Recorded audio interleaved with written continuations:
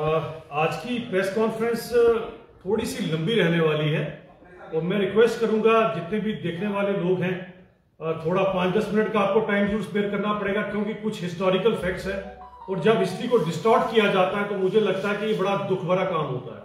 तो हिस्ट्री में एक्चुअल में क्या हुआ ये जानना बड़ा जरूरी है। और मेरी इस प्रेस कॉन्फ्रेंस में मेरे साथ मेरी साथी प्रवक्ता रजनी सेठी जी रहेंगे और गिरधारी लाल रैना जी जो हमारे एक्स MLC हैं ये भी रहेंगे। कुछ पार्ट जो स्टार्टिंग का है हिस्ट्री का वो मैं लूंगा, कुछ पार्ट हमारे रैना साहब लेंगे और उस समय किस तरह से महिलाओं के साथ क्या उत्पीड़न हुआ और क्या कुछ हुआ उसको बहन रजनी सेठी जी जो है वो संबोधित करेंगी, क्योंकि दोनों कश्मीरी विस्थापित समाज से आते हैं। तो आज इन दोनों का मेरे साथ बैठना आप समझ सकते हैं कि कितनी गंभीरता है इस प्रेस कॉन्फ्रेंस की। तो मैं ये रिक्वेस्ट करूंगा, एक तो इस प्रेस कॉन्फ्रेंस को आप सबके सब जरूर सुने और खासकर कश्मीर के लोगों को भी मैं रिक्वेस्ट करूंगा, क्योंकि हम हिस्ट्री के ऊपर बात करेंगे। देखिए आज हम ये नहीं करेंगे कौन क्या था और कौन क्या नहीं था, और ना ही हम ये बात करेंगे कि कौन ट्रेटर था और कौन वफादार था, हम उस पर बात भी नहीं करेंगे, क्योंकि ये दोनों चीजें ट्रेटर वाली बात हो गई या जो उनको कहीं शहीद समझते हैं, ये मैं आज आपका डिसीजन छोड़ता हूं कि ये पूरी प्रेस कॉन्फ्रेंस और उसके बाद केवल मेरे बातों पर मत जाइएगा, इसका आप हिस्टोरिकल प्रूफ चेक करिएगा, क्योंकि मैं एक एक चीज का कोड कहां से लिया गया वो आपके साथ शेयर करूंगा। आप चेक कीजिए हिस्ट्री, आपकी मर्जी है, जो आप हमारे को बताना चाहते हैं आप जरूर बताइएगा। तो हम जरूर बताएंगे कि 13 जुलाई 1931 को हुआ क्या, लोगों को जानने का पूरा हक है हुआ क्या, क्यों ये सब कुछ किया गया और क्या कुछ हुआ। देखें कश्मीर की हिस्ट्री जो हिस्ट्री है उसके ऊपर केमिस्ट्री का भी बहुत बड़ा एक फर्क पड़ा हुआ, और केमिस्ट्री क्यों फर्क पड़ी है, केमिस्ट्री ने क्यों हिस्ट्री को खराब किया, ये मैं जरूर आपको बताऊंगा कि शेख अब्दुल्ला साहब जो वजीफे पर, जो मैंने कल भी कहा, महाराजा हरि सिंह जी के दिए वो वजीफे पर जब पढ़ने गए और केमिस्ट्री के अंदर डिग्री हासिल कर आए, कुछ खास अच्छे नंबर नहीं थे। एज ए रिजल्ट जब शेख साहब वापस पहुंचे उन्होंने कहा कि मुझे लेक्चरर इन केमिस्ट्री लगाया जाए। महाराजा साहब ने कहा कि देखें आप ऐसा करें टीचर की नौकरी कर लीजिए और जैसे आपने लोगों को यहां पढ़ाना है जरूर उसके अंदर काम करें। शायद शेख साहब को बुरा लग गया कि मैं क्यों एक टीचर की नौकरी करूं, जबकि मुझे लगता है टीचर का काम करना अपने आप में बहुत बड़ी बात है। वो बात थोड़ी सी शेख अब्दुल्ला साहब को बुरी लगी। अब इसमें एक फैक्टर तो केमिस्ट्री का है जो मैंने आपको बता दिया, दूसरा फैक्टर गिलगित बल्तिस्तान का है, ये भी आपको पता होना चाहिए गिलगित बल्तिस्तान भी क्यों कसूरवार रहा बेचारा इन सब चीजों के लिए। अब बात यहां से शुरू होती है कि जब ये सब चीजें हुई, अगर आपको याद होगा 1932 की गोल मेज कॉन्फ्रेंस जिसके बारे में मैंने आपसे पहले भी जिक्र किया था, वही एक ऐसी गोल मेज कॉन्फ्रेंस अंग्रेजों ने कराई थी लंदन के अंदर, जिसके अंदर 14 मोनार्क यानी कि 14 राजे हिंदुस्तान से बुलाए गए थे और बाकी भी थे। उसमें केवल महाराजा हरि सिंह ने उस समय खड़े होकर कहा कि जो हिंदुस्तान है हम सभी के सभी एक है और जो ब्रिटिशर्स हैं अंग्रेजों को भारत छोड़ना पड़ेगा। ये डिमांड महाराजा हरि सिंह जी ने 1932 की गोल मेज कॉन्फ्रेंस में इंटरनेशनल प्लेटफॉर्म पर की, और उस समय महाराजा हरि सिंह की उम्र कुल 30 साल थी। आप विजन सोचिएगा महाराजा हरि सिंह का कि कैसा रहा होगा। और अंग्रेजों की नजर थी गिलगित बल्तिस्तान पर जो महाराजा साहब की इसमें राज्य में आ रहा। अब गिलगित बल्तिस्तान की एक थोड़ा स्ट्रेटेजिकल पॉइंट ऑफ व्यू से बड़ी इंपॉर्टेंस थी, क्योंकि सोवियत यूनियन का जिस तरह से प्रभाव बढ़ रहा था, अंग्रेज चाहते थे कि सोवियत यूनियन को रोकने के लिए गिलगित बल्तिस्तान पे हमें बेस होना चाहिए। एज ए रिजल्ट उन्होंने महाराजा हरि सिंह को कहा हमें 99 साल की लीज के लिए गिलगित बल्तिस्तान दे दीजिए। महाराजा हरि सिंह ने कैटेगोरिकली रिफ्यूज कर दिया। जो आगे हिंदुस्तान को आजाद करने की बात कर रहे थे वो किस तरह से गिलगित बल्तिस्तान अंग्रेजों को सौंप देते। अब अंग्रेजों को यह बात जरा भी नहीं भाई। अब अंग्रेज चाहते थे किसी तरह से महाराजा हरि सिंह का ये जो राज्य है इसे खत्म किया जाए, और एक कॉन्स्पिरेसी बुनी गई। अब मैं आज भी बताता हूं और मैं बार बार कश्मीर के लोगों से कहता हूं कि आपका सबसे बड़ा कोई दुश्मन है तो ये नापाक मुल्क यानी कि पाकिस्तान है। और मैं आज भी कहता हूं कि जो भी आज तक यहां कत्लो गारत हुई है उसका कसूरवार पाकिस्तान है। आज हमारे चीफ मिनिस्टर साहब उमर अब्दुल्ला साहब जो है 13 जुलाई की जस्टिफिकेशन अभी हाउस में दे रहे थे। मैं उमर साहब को कहूंगा आपके पास तो लिखा हुआ सब कुछ है, ये हमारा भी ज्ञान है और जो पढ़कर हमने किया, हमें किसी ने वो आपकी तरह कार्ड्स नहीं पकड़ाए उमर साहब। और जरा हिस्ट्री आप भी उमर साहब चेक कीजिएगा, पढ़े लिखे व्यक्ति हैं और मुझे लगता है कि history can not be changed.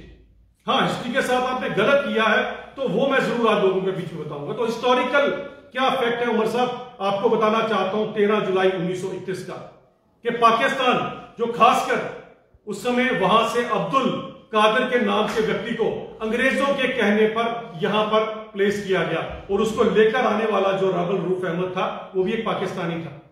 जब अब्दुल कादिर को यहां पर लाया गया और कश्मीर के भोले भाले लोगों को, मैं फिर कहना चाहता हूं, कश्मीर के लोगों को भड़काया गया, एक कॉन्स्पिरेसी रची गई।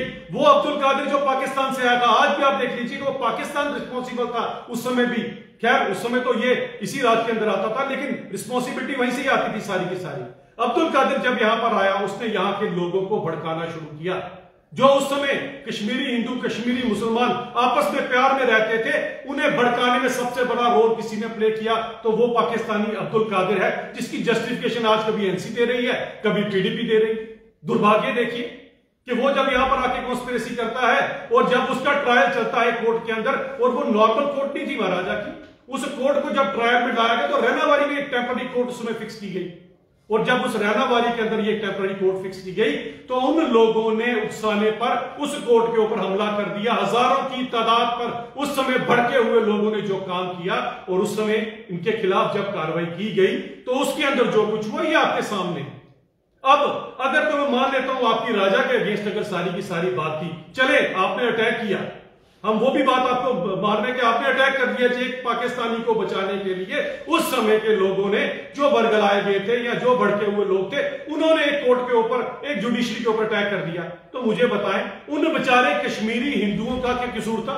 ये जरा गिरधारी लाल रैना जी आपको बताएंगे उनका क्या कसूर था। बताएं, रैनावाली के अराउंड के जो लोग थे, बाकी जगह के जो लोग थे, उनकी दुकानें लूटी गई, अजमत लूटी गई, सोना लूटा गया, और जिसे भारत लूट के नाम से के जो चावल भी थे वो तक लूट लिए गए। इन बेचारों का क्या कसूर था? मुझे बताया कि एक पाकिस्तानी के उकसाने पर वहां के लोग भड़क गए। तो हिस्टोरिकल फैक्ट तो उमर साहब आपको पता होना चाहिए। आप डिसाइड कीजिए कौन क्या है क्या नहीं। मैं उसके ऊपर फिर भी नहीं जाना चाहता हूं। हबा कदल, बोरी कदल, ये सारे के सारे जो लोग थे यहां पर की पीड़ना की गई, और ये पुराना आपके पास इतिहास है, इतिहास आप जुटला नहीं सकते हो। ये बातें मैं अपने से ही नहीं कह रहा। अगर आप इसका चेक करना चाहते हैं, क्रिस्टोफर स्नेडर करके 2015 में अंडरस्टैंडिंग कश्मीर एंड कश्मीरी इस किताब में लिखा गया है, मेंशन किया गया है, और ये ना तो हिंदू है ना मुसलमान है, ये क्रिश्चियन है जिसने अपनी ओपिनियन इसमें अंदर लिखी है। और ओपिनियन क्या, हार्ड फैक्ट दिए, कुछ हार्ड फैक्ट अभी आपको रैना जी भी बताएंगे। 4 महीने तक ये उपद्रव चला है, 4 महीने तक, और इसकी जो आग थी वो वहां पर मीरपुर तक पहुंची, पुंछ राजौरी तक पहुंची। अगर आपको याद होगा उस समय कन्वर्जन की गई, जबरदस्ती लोगों को इस्लाम कबूल कराया गया, जिसके हिस्टोरिकल फैक्ट्स हैं। तो बताएं ये किसके खिलाफ था? क्या राजा के खिलाफ था या हिंदुओं के खिलाफ था? इसका तो जरा प्रमाण दीजिए उमर साहब। आपने तो 2 मिनट में कह दिया, और आपने हमारे एलओपी साहब के सही किए हुए वर्ड्स को, क्योंकि इस समय आपकी हुकूमत है, आप उन्हें एक्सपंज करा सकते हैं, लेकिन मेरे एलओपी सुनील शर्मा जी ने जो वर्ड यूज किए हैं बिल्कुल सही यूज किए। हिस्ट्री इसको बोलती है। आज तो मैं कहता हूं लोग इस हिस्ट्री को स्टडी करें कि कश्मीरी हिंदुओं का क्या कसूर था उस उपद्रव के अंदर। आपकी लड़ाई मान लिया जुडिशरी के साथ थी, आपकी लड़ाई मान लिया उस समय महाराजा की पुलिस के साथ थी, इन लोगों का क्या कसूर था? ये मुझे जरा इसका प्रमाण उमर साहब दे दे तो मैं आपकी बातों में बात मानने को तैयार हो जाऊंगा उमर साहब, वरना आप मेरी बात में मानिए कि इनको मार्टर नहीं कहा जा सकता। ये गलत लफ्ज है जो आप इस्तेमाल कर रहे हैं उमर साहब, और हिस्ट्री के लिए आपको कभी माफ नहीं करेगी। डॉक्टर मिर्जा अशरफ की किताब है लैंड टू टिलर, उसके अंदर भी इसका व्याख्यान किया गया है, जरा ये भी पढ़ लीजिएगा। और अगर जुडिशरी की कही हुई इस बात के ऊपर या जुडिशरी के दिए हुए डिसीजन के ऊपर उमर साहब, अगर आपको लगता है इन लोगों को ऐसे कहा जाना चाहिए, 2010 में जनाब उमर साहब आप मुख्यमंत्री थे, मचेल के उस एनकाउंटर के बाद जब यहां पर उपद्रव फैला, 120 लोगों की जान चली गई। उमर साहब आप यूनिफाइड कमांड को हेड कर रहे थे, उसे आप क्या कहेंगे फिर? जरा जवाब दे दीजिए। आपके कार्यकाल में 120 लोगों की जान गई है क्योंकि आप मैनेज नहीं कर पाए।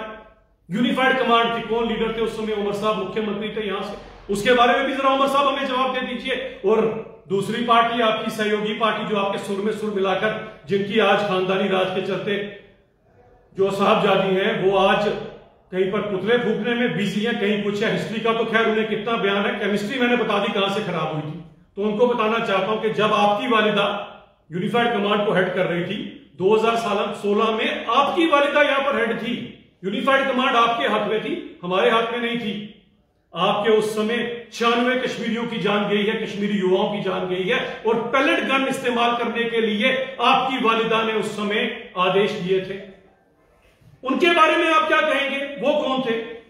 ये हिस्ट्री जरा चेक कीजिए। और मैं उमर साहब से रिक्वेस्ट करूंगा, आप मुख्यमंत्री हैं, पूरा जम्मू कश्मीर आपकी तरफ देख रहा है, बायस होकर अपनी ओपिनियन बनाए। 60-70 साल बायस ओपिनियन के कारण ही हमारे जम्मू के लोगों की उत्पीड़ना हुई है।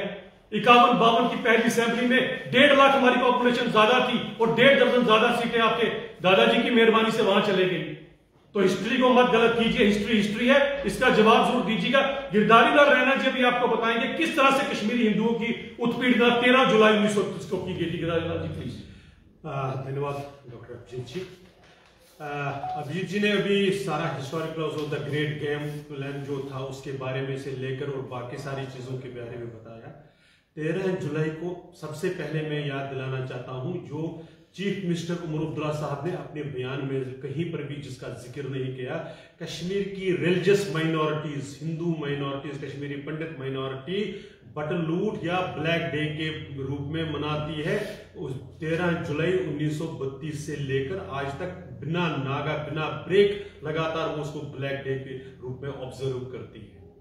कारण क्या था ऑब्जर्व करने का? उसमें उन्होंने अभी जिस असेंबली में जिस स्टेटमेंट का अभिजीत जी जिक्र कर रहे थे कि उमर साहब जो रिप्लाई में बता रहे थे 13 जुलाई के बारे में, तो उसमें उन्होंने दलाल कमेटी रिपोर्ट की बात की। दलाल कमेटी की रिपोर्ट को शायद उमर साहब ने पूरा नहीं पढ़ा। उन्होंने क्लियरली लिखा है कि ये स्पॉन्टेनियस कोई राइट्स नहीं थे, ये प्लान्ड राइट्स थे। दलाल कमीशन की कमेटी के रिपोर्ट में लिखा है कि कैसे पर्टिकुलरली गौ कत्ल के बारे में जिक्र है कि कैसे 12 और 13 की रात को घर घर जाकर प्रोवोक किया गया था कि ज्यादा से ज्यादा संख्या में सेंट्रल जेल पहुंचे। सेंट्रल जेल में क्या हो रहा था? ये जो अब्दुल कदीर जिसका जिक्र अभी अभिजीत जी कर रहे थे, जो लाहौर से आया था, एक कुक बनकर आया था, डिस्गाइज में आया था, बेस बदल कर आया था। जब उसने खानकाई मौला में जबरदस्त प्रोवोकेटिव कम्युनल भाषण दिया, उस पर मुकदमा दायर किया गया। तो उसके बारे में जब मुकदमा चल रहा था, उस मुकदमे को चलने नहीं दिया गया। इसलिए चूंकि नॉर्मल कोर्ट में मुकदमा नहीं चल पाया था, वहां पर मॉब्स इकट्ठी हो रही थी, इसलिए कोर्ट को शिफ्ट किया गया सेंट्रल जेल में। लेकिन सेंट्रल जेल पर भी इस तरह से दावा बोला गया कि वहां पर भी उस प्रोसीडिंग्स को बढ़ने नहीं दिया गया। मैं आपको फिर बता रहा हूं कि यह दलाल कमेटी की जिसकी आज मुख्यमंत्री साहब जिक्र कर रहे थे, उसका पूरा रिपोर्ट अगर किसी और ने भी पढ़ना है आर्काइव्स में उसमें अवेलेबल है, ऑनलाइन भी अवेलेबल है। हमारे ही मित्र स्वर्गीय डॉक्टर शैलेंद्र जामवाल जी ने उस पर अपना डॉक्टरेट लिखा हुआ है, अवेलेबल है, पढ़ लीजिए उसको।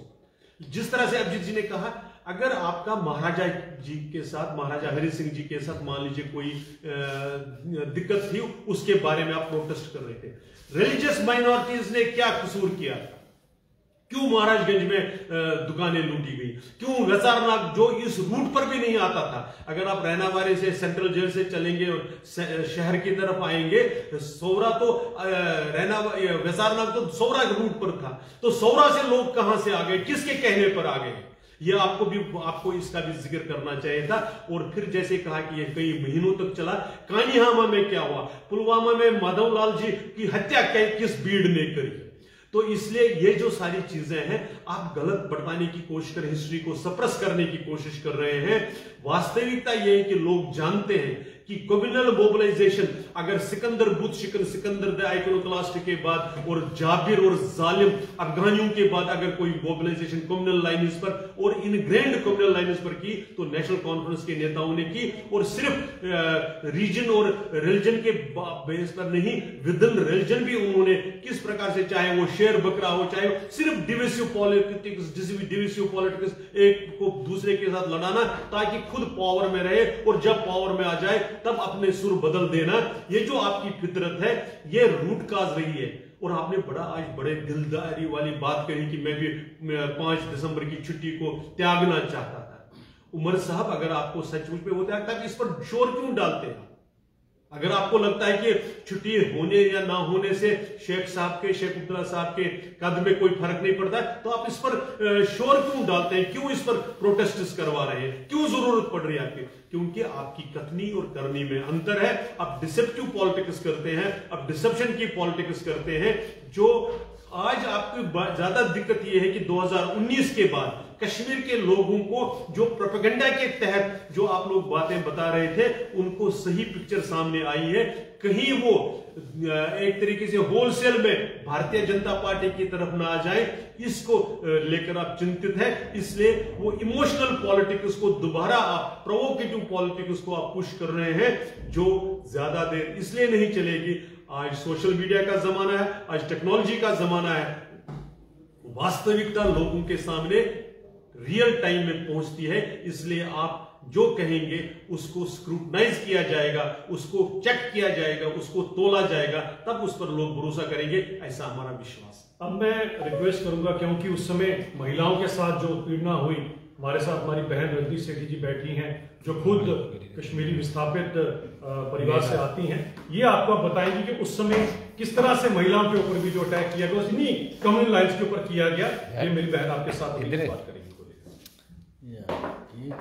आप सब जानते हैं कि पिछले 4 दिन से लगातार बजट चल रहा है और बजट में हम लोगों के मुद्दे लेकर काम करना चाहते हैं, मगर कहीं एनसी और पीडीपी कुछ अलग अलग मुद्दों पर बात कर रही है, कभी 370 का मुद्दा लेकर और कभी 13 जुलाई का मुद्दा लेकर। मेरे भाई अभिजीत जी ने अभी बड़े विस्तार से 13 जुलाई की बात आप सबके सामने रखी है। मैं ये जरूर कहना चाहूंगी कि 13 जुलाई से पहले ही ये षड्यंत्र रचा गया था कि किस तरीके से कश्मीरी पंडितों को वहां से निकाला जाए, किस तरीके से उनको हैरास किया जाए, कैसे उनको उनकी महिलाओं के साथ बलात्कार किए जाए, कैसे जो अभी भाई ने बताया कि बट लूट डे के नाम से हम लोग उसको ब्लैक डे के नाम से वो दिन मनाते हैं। मगर 12 जुलाई की विस्तार से इन्होंने बात की कि कैसे रातों रात वहां पर उपद्रव मचाने के लिए वहां लोगों को उकसाया गया और आक्रमण करवाया गया। ये हिस्ट्री लगातार एनसी कहीं ना कहीं गुमराह कर रही है जम्मू कश्मीर के लोगों को, बताकर कि सिर्फ वो जो थे वो शहीद थे, मगर हम लोग जानते हैं कि शहीद उसी को बोला जाता है जो देश के लिए शहादत देते हैं, जो देश की सुरक्षा के लिए काम करते हैं। उन लोगों ने ऐसा कुछ नहीं किया था। उन लोगों का मकसद था कश्मीरी पंडितों को वहां से खत्म करना। उन लोगों का मकसद था कश्मीर में कहीं ना कहीं एक उपद्रव मचाना, जो लगातार वो करते रहे। उसके बाद भी वो नहीं रुके। 1930 के बाद लगातार ये चलता रहा। अभी गिरधारी लाल जी ने बताया वेरीनाग में कैसे दुकानों को लूटा गया। अलीकदम जहां मेरे नानके हैं, वहां नानके में मेरे आसपास के इलाके से हमारी नानी बताती है किस तरीके से महिलाओं के साथ क्या दुष्कर्म किया गया, कहां बच्चियों के साथ बलात्कार किया गया और वो हिस्ट्री दबा दी गई। हम चाहते हैं कि उस हिस्ट्री को ओपन किया जाए। जो हम हिंदू मुसलमान में आपस में कहीं ना कहीं टकरार पैदा करने की कोशिश कर रही है एनसी सरकार, वो मुसलमानों को भी बताना चाहिए कि क्या गलती रही है उन लोगों की। आज उसके बाद भी एनसी सुधरी नहीं है। आप समझ सकते हैं 1990 के विस्थापन के बाद जब महिलाओं के साथ अलग अलग किस्म के बलात्कार किए गए, मैं कहती हूँ माइनर लड़की को भी नहीं छोड़ा गया, तो उसके बावजूद भी वो अपनी गलतियों से समझे नहीं है, सुधरे नहीं है और आज भी असेंबली में कहीं ना कहीं बीजेपी के ऊपर कटाक्ष कर रहे हैं। मैं पूछना चाहती हूँ उनसे, आज भी आप 370 की बात कर रहे हैं। जो मोदी जी ने 370 खत्म किया, उस 370 के कारण महिलाओं को उनके अधिकार मिले, तो क्या चाहते हैं आप कि महिलाओं को उनके अधिकारों से वंचित किया जाए? फिर से आप उसी दौर में ले जाना चाहते हैं जम्मू कश्मीर को। तो मुझे ये कहना है, मोदी जी एक तरफ महिलाओं और पुरुषों को बराबरी का अधिकार दे रहे हैं, दूसरी तरफ आप महिलाओं को कहीं ना कहीं खत्म करने की कोशिश कर रहे हैं। अपने माइंडसेट को ठीक करिए। अगर आप सरकार चलाना चाहते हैं, जम्मू कश्मीर में हिंदू मुसलमान को लेकर चलना चाहते हैं, तो महिलाओं को भी उतना ही दर्जा दीजिए। जो गलतियां आप महिलाओं के साथ कर चुके हैं अपनी सरकारों में,